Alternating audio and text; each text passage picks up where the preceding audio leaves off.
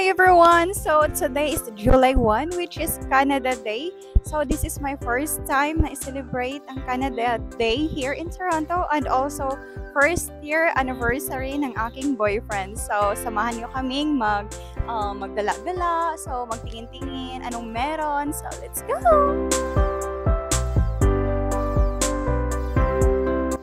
This is my favorite flower. May iba't ibang klase na color nito. Merong blue, basta merong iba't ibang klase. Pero, dandelions? Hindi ko alam. Siguro dandelions sa pangalan. Nakalimutan ko na. Basta favorite ko yan. Basta may bundok-bundok, flower. Ang ganda nito.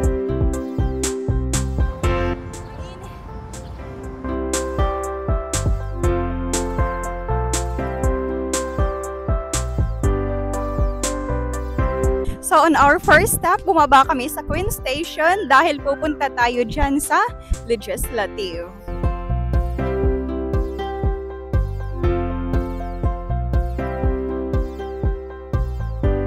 Hi! So nandito na kami sa loob. Alam niyo ba guys, before kayo papasok dito, yung security nila is parang airport style. Yung baggage, mga gamit mo, and physical body scan, lahat. Parang pupunta sa ibang bansa. Legislative lang pala. So, nandito tayo sa loob and it's amazing.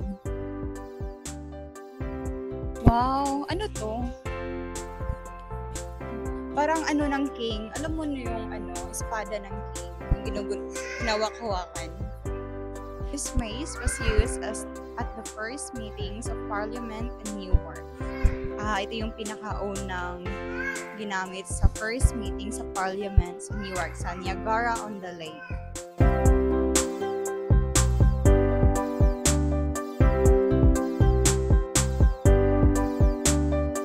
Ito, mga premier ito sila. Tapos, may bato. Ano to? Bakit may bato? Anong meron sa bato?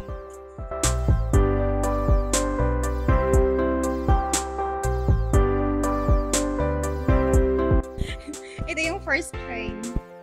Nilagay na lang dito as souvenir.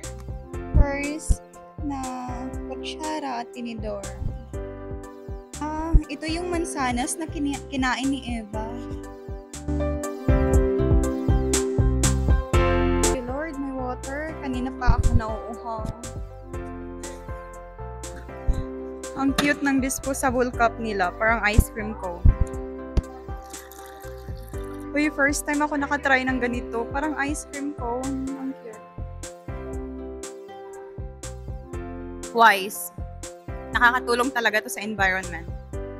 Now, let's go upstairs. Unique. It's amazing. Yung, paggawa niya. Napapansin niyo, dito na area is marble siya. Parang modern wing na siya dahil dati nasunog tong area na to. Unlike doon sa kabila, it's the old way. So, yung kabila, before pa yun nasunog, ganito din yung view niya. Like, same. And, diba, ang ganda. Kung nakikita niyo, it's very traditional. Very traditional and made of wood. So, dito na area sa loob, may mga gumagawa ng bracelet. Yeah. Nagpo-form sila ng Happy Canada Day. Hi everyone! So, nandito muna kami sa labas. Dito kami standby. And that's our view. Look. And also, alam niyo ba, first time ko naka-experience ng ganito, nafe-feel ko yung train. Nafe-feel ko yung subway sa ilalim pag may dumadaan. Grabe, amazing no? Ganyan pala. Anyhow, ang ganda din ng view namin sa likod. Christmas tree. So, dito muna kami. And later, lakad-lakad na naman tayo.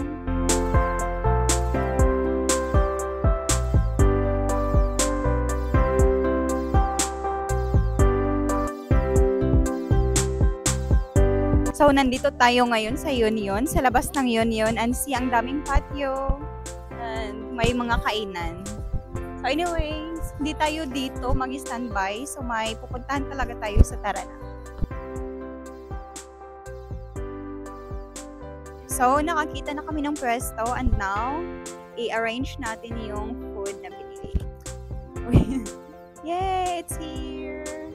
Mac cheese, lasagna, and chicken. Oh my gosh. Celebrate natin ang aming first ko and second niya, Canada Day. Wait, ano ba ito yun? Di mawawala sa celebration ang cake. So, we have the eclair and basta, ang isa.